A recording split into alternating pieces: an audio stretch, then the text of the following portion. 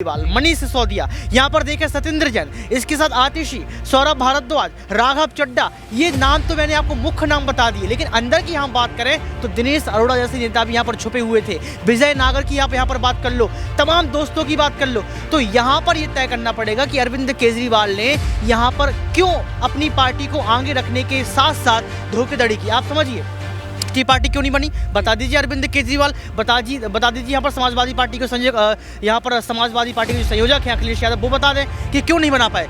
मुलायम सिंह यादव भी कोशिश करते रहे कि राष्ट्रीय पार्टी बन जाए, लेकिन नहीं बन पाई। 30 साल पुरानी पार्टी है। तृणमूल कांग्रेस की आप बात कर लो, 25 साल पुरानी ये पार्टी है, लेकिन अभी तक राष्ट्रीय पार्टी नहीं बन पाई। लेकिन ऐसा कौन सा घोल पी लिया आम आदमी पार्टी के नेताओं ने, ऐसा कौन सा घोल पी लिया केजरीवाल ने कि इतनी बड़ी बड़ी गड़बड़ी करके जो है 10 साल में राष्ट्रीय पार्टी बना ली। तो आप समझिए किरदार अनेक हैं और गड़बड़ी अनेक है। नमस्कार, आप देख रहे हैं नेक्स्ट ट्रेन आवाज, मैं हूं आपके साथ आकाश त्रिवेदी। 2024 के लोकसभा चुनाव आने वाले और उससे पहले 5 राज्यों के विधानसभा चुनाव हैं और ऐसे में आम आदमी पार्टी की मुश्किलें लगातार बढ़ती हुई नजर आ रही। दर्शकों, आपको बता दें कि आम आदमी पार्टी के अभी 3 नेता जेल में और अब ईडी ने समन भेज दिया था केजरीवाल को और आज केजरीवाल को समन के दौर पर जाना था, लेकिन केजरीवाल समन को जो भेजा गया था ईडी की तरफ से उसमें नहीं गए। ऐसे में तमाम सवाल खड़े होते हैं और तमाम सवाल ये भी खड़े होते हैं, क्या आम आदमी पार्टी अब खत्म हो जाएगी, क्या आम आदमी पार्टी के तमाम नेता अब जेल में चले जाएंगे। इन्हीं तमाम मुद्दों में बात करने के लिए आज हमारे साथ हमारे सहयोगी ऋतिक जुड़े, उनसे जानने का प्रयास करेंगे क्या आने वाले समय में आम आदमी पार्टी खत्म हो जाएगी, क्या आने वाले समय में आम आदमी पार्टी के जो नेता हैं वो जेल से कभी बाहर नहीं आ पाएंगे। ऋतिक, आपका बहुत बहुत स्वागत है। मेरा सवाल आपसे रहेगा कि शराब घोटाले में कितने किरदार हैं, मतलब आम आदमी पार्टी में यूँ तो तमाम नेता हैं, लेकिन कौन कौन ऐसे नेता हैं जो उस पर सम्मिलित हैं और गड़बड़ी क्या क्या है। आपको क्या लगता है कि इनमें क्या गड़बड़ी है जिस वजह से नेता जेल में, और कौन कौन इसमें सम्मिलित है। देखिए, गड़बड़ी की आपने बात कही, किरदार की आपने बात कही, लेकिन सबसे बड़ा जो किरदार है वो है अरविंद केजरीवाल, यानी कि दिल्ली के मुख्यमंत्री सीएम केजरीवाल। इतने बड़े किरदार है कि उन्होंने ईडी की बात को नहीं माना, वो ईडी से दूर भाग गए, वो मध्य प्रदेश चुनाव के लिए पहुंच गए। और आपने कहा क्या क्या गड़बड़ी है, गड़बड़ी तो आप देख लीजिए, 10 साल से लेकर अभी तक जो गड़बड़ी हुई है, 12 साल तक आप देख सकते हैं लगातार गड़बड़ी।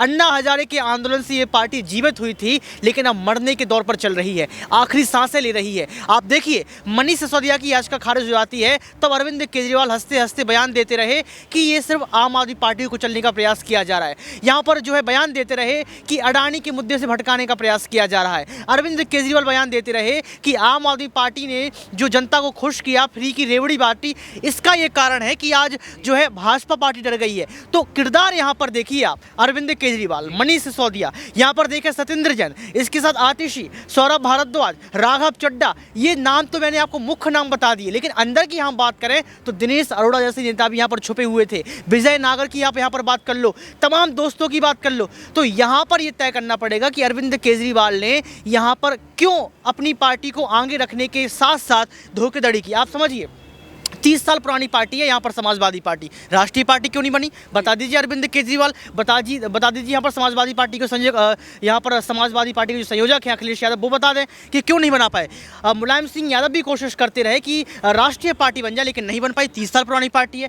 तृणमूल कांग्रेस की आप बात कर लो, 25 साल पुरानी ये पार्टी है, लेकिन अभी तक राष्ट्रीय पार्टी नहीं बन पाई। लेकिन ऐसा कौन सा घोल पी लिया आम आदमी पार्टी के नेताओं ने, ऐसा कौन सा घोल पी लिया केजरीवाल ने कि इतनी बड़ी बड़ी गड़बड़ी करके जो है 10 साल में राष्ट्रीय पार्टी बना ली। तो आप समझिए किरदार अनेक हैं और गड़बड़ी अनेक है। जी, वाकई में देखिए, जैसे हमारे सहयोगी ने इस बात का जिक्र किया कि किरदार अनेक है लेकिन गड़बड़ियां एक हैं, और आपको बता दें कि इसी में मेरा भी अनेक है। अच्छा जी, देखिए हम जी देखिए, जिस तरह ऋतिक ने बताया कि गड़बड़ियां भी अनेक है और किरदार भी अनेक है, ऐसे में दर्शकों आपको बता दें कि आम आदमी पार्टी अभी शराब घोटाले मामले में फंसी और लगातार पूरी पार्टी के फंसने की बातें कही जा रही है। और भारतीय जनता पार्टी के नेता और आपको बता दें प्रवक्ता का भी बयान आया था और वो भी इस बात का जाहिर तौर पर बोलते हुए नजर आया कि ईडी सीबीआई की जांच से डरते क्यों हैं, अगर इन्होंने घोटाला नहीं किया है तो साफ तौर पर सामने आए और केजरीवाल आके इस बात को बताएं।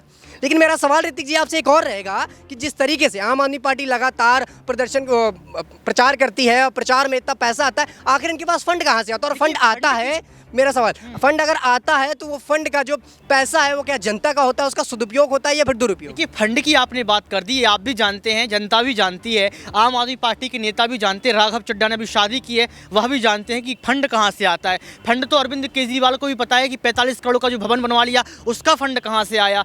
आपने 338 करोड़ का घोटाला कर दिया, उसका फंड कहाँ से आया? अरविंद केजरीवाल को ये भी पता है कि आपने फ्री की रेवड़ी जो बांटी उसका फंड कहाँ से आता है। अरविंद केजरीवाल को ये भी पता है कि जो फंड आपने शिक्षा में लगाया वो फंड कहाँ से आता है। अरविंद केजरीवाल को ये भी पता है कि पंजाब में जो चुनाव प्रचार किया उसका फंड कहाँ से आता है, विधायकों को कैसे जोड़ा, ईसुदान गढ़वी को मुख्यमंत्री चेहरा आपने बनाया, क्या पैसा लिया था, ये भी शायद यहाँ पर पता है। आपको बता दें मध्य प्रदेश में कई सारे ऐसे लोग भी हैं जो कहते आए हैं कि मध्य प्रदेश में विधानसभा के लिए विधायक का टिकट दे रहे हैं पैसे देकर, तो फंड कहाँ से आया है ये आप समझ सकते हैं। यहाँ पर फंड की आप बात मत कीजिए। शराब पिलाकर दिल्ली की नगरी को शराब की नगरी बना दिया, राजधानी को शराब की नगरी बना दिया, तो आप समझ सकते हैं कि फंड कहाँ से आया। 338 करोड़ छोटी रकम नहीं है। 250 दिन यहाँ पर मनीष सिसोदिया को हो गए जेल के अंदर, लेकिन यहाँ पर बाहर नहीं आ पा रहे हैं। तो मुझे लगता है कि अब यहाँ पर अरविंद केजरीवाल की बात कर लो, जब ईडी का दूसरा समन जाएगा तो यहाँ पर तमाम नेता मिलकर दिवाली भी जो है तिहाड़ जेल में मनाएंगे और दिवाली के साथ साथ जो है हवाली भी तिहाड़ जेल में करेंगे, क्योंकि फंड तो तिहाड़ जेल से कह तो रहे हैं कि तिहाड़ जेल में बैठ के जो हम पार्टी चला लेंगे। तो क्या इनकी बकौती है कि ये वहाँ पर पार्टी चला लेंगे बैठ के? जी वाकई में देखिए, हमारे सहयोगी ऋतिक ने जिस तरीके से इस बात को जाहिर किया कि ये बोल रहे हैं कि हम जेल के अंदर भी फंड के द्वारा पार्टी चला लेंगे, जेल के अंदर बैठ के पार्टी चला लेंगे, तो क्या ये मुमकिन है? और ऐसे में दर्शकों एक सवाल और उठता है कि जिस तरीके से आम आदमी पार्टी के कई नेता फंसे हैं, आपको ऋतिक जी क्या लगता है कि इसमें कौन कौन से नेता सम्मिलित है और क्या केजरीवाल अब जेल जाएंगे, क्योंकि केजरीवाल को समन मिल चुका है ईडी का? देखिए आकाश जी, आप मोबाइल में पूरा पिटारा खोल कर आए हैं सवालों के, आपने बहुत सारी वेबसाइट्स खोल रखी हैं, आपने जो है आंकड़े के यहाँ पर जो है पेश करने के लिए आपने सोच लिया कि पूरा ही पूछ लेंगे। तो मेरे पास भी एक पन्ना है, मेरे पास भी एक पेज है, मैं भी आपको बताऊंगा कि कौन कौन सम्मिलित है, मैं भी आपको बताऊंगा कि आखिर क्यों यहाँ पर विवाद हो रहा है, मैं भी आपको बताऊंगा कि कितने करोड़ का घोटाला हुआ। देखिए इसी केस में 6 महीने पहले जो है पूछताछ हुई थी अरविंद केजरीवाल से, 9 घंटे पूछताछ, 56 सवाल पूछे गए। अरविंद केजरीवाल जो है नकारते रहे, सवाल का जवाब ठीक से नहीं दिया, दूसरा मौका लग गया और तीसरा यहाँ पर फिर से मौका लगने वाला, क्योंकि अभी दूसरे मौके में पहुंचे नहीं है तो दूसरा सवाल पहुंच जाएगा।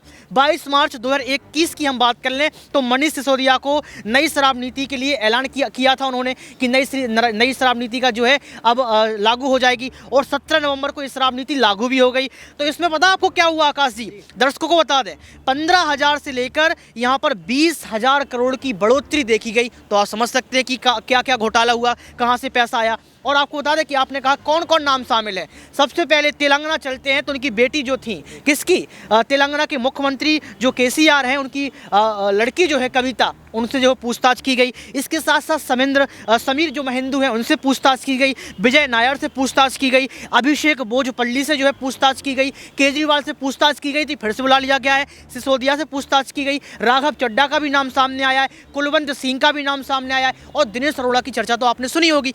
तो यहाँ पर इतने सारे नेताओं का नाम सामने है, तो आप समझिए कि अरविंद केजरीवाल कोई अलग खेत की मूली है। अरविंद केजरीवाल की भी यहाँ पर गिरफ्तारी होगी, जेल के अंदर पहुंचेंगे और उनको बताना पड़ेगा कि आपने 15,000 से लेके जो 20,000 करोड़ रुपए जो आपने कमाए शराब से, वो कैसे कमाए, ये सोचने वाली बात है आकाश। जी वाकई में देखिए, ऋतिक जी ने इस बात का भी बड़ा खुलासा किया कि ये नेता इसमें सम्मिलित हैं और इतना बड़ा घोटाला ये सारे आम आदमी पार्टी के नेता मिलकर कर रहे हैं।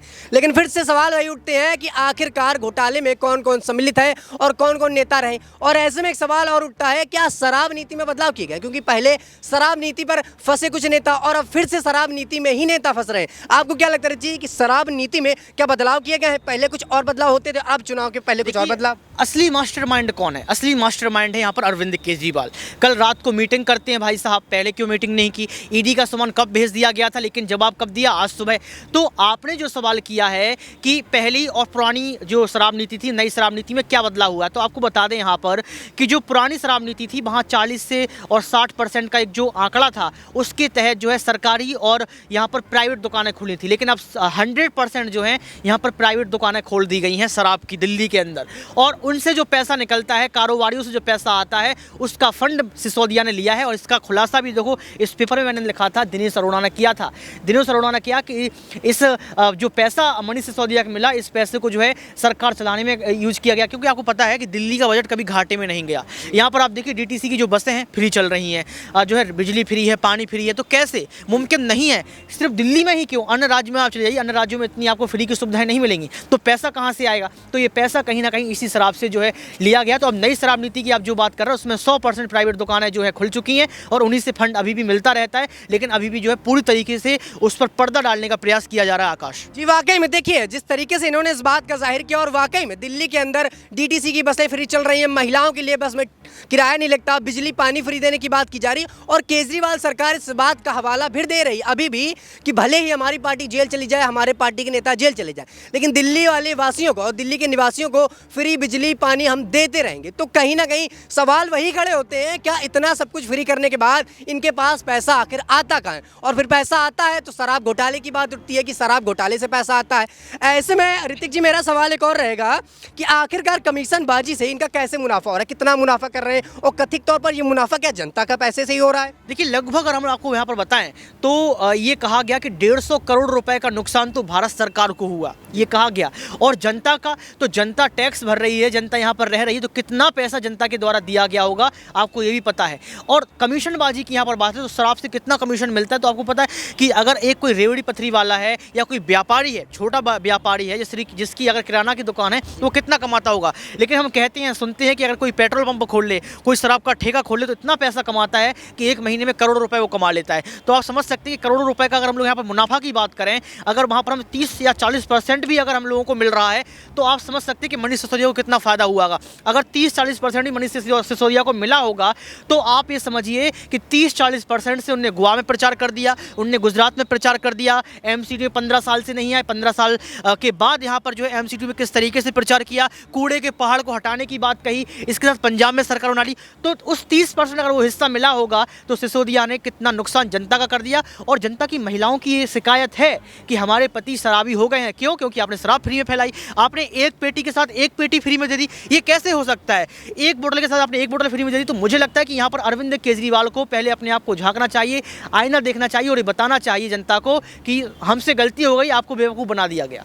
जी वाकई में देखिए ऋतिक जी ने इन तमाम सवालों का जवाब दिया और बार बार इसी बात का हवाला देते आए कि अरविंद केजरीवाल और उनकी पूरी पार्टी शराब घोटाले में फंसी है। और इनका ये भी कहना हुआ कि आम आदमी पार्टी शराबी बना रही है दिल्ली की जनता को। और ऐसे में मेरा अंतिम सवाल आपसे रहेगा कि आने वाले समय में जिस तरह से ईडी सीबीआई अरविंद केजरीवाल की पूरे नेताओं पर छापेमारी कर रही है, उनके तमाम नेता जेल में, और अरविंद केजरीवाल को भी ईडी का समन मिल गया है, हालांकि वो ईडी के समन में गए नहीं पूछताछ में, और दूसरे समन जारी करने की बात भारतीय जनता पार्टी और ईडी कह रही है। तो ऐसे में क्या जिस प्रकार से भारतीय जनता पार्टी और ईडी का कहना है आने वाले समय में केजरीवाल की सरकार खत्म हो जाएगी, क्योंकि अब इनके पूरे नेता जेल में, और अगर ये भी जेल में जाते हैं तो पार्टी का नेतृत्व कौन करेगा, और करेगा भी तो पार्टी क्या चल पाएगी, या अब पार्टी का अंत आ चुका है? ये मान सकते हैं कि वित्त मंत्रालय के अंतर्गत जो है ईडी सीबीआई तमाम एजेंसियां आती, ईडी आता है। लेकिन सबसे बड़ा सवाल ये है कि अरविंद केजरीवाल को अगर हिम्मत है, अगर अरविंद केजरीवाल को लगता है कि उन्होंने जो है गलती नहीं की है, शराब घोटाला नहीं हुआ है, जनता के साथ धोखाधड़ी नहीं की है,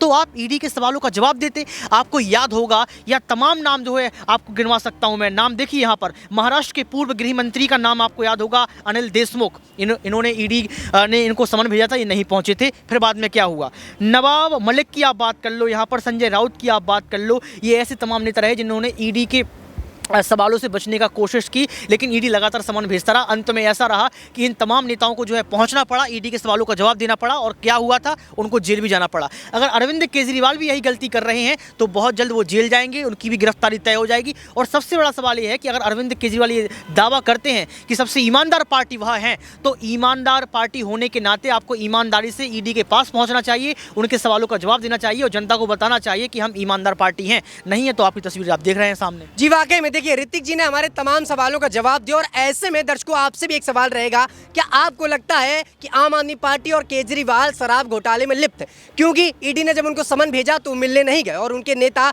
इस बात का हवाला देते हैं कि ईडी उनको किस बिना पर बुला रही है, किस हैसियत से बुला रही है पूछने के लिए, क्या मुख्यमंत्री की हैसियत से बुला रही है, क्या एक दोषी की हैसियत से बुला रही है? तो ऐसे तमाम जो जवाब है वो इस वक्त दे रहे आम आदमी पार्टी के नेता, और ईडी सीबीआई ये पूरी तरह से बोल चुकी है कि अरविंद केजरीवाल की पूरी पार्टी शराब घोटाले मामले में लिप्त है। तो ऐसे में अरविंद केजरीवाल जो समन भेजा गया है उसके लिए पहुंचे नहीं, और दूसरे समन की बात कही जा रही है कि दूसरा समन भेजा जाएगा, और अगर दूसरा समन में वो नहीं जाते हैं तो क्या सचमुच वो अब जेल जाएंगे और आम आदमी पार्टी समाप्त हो जाएगी? आप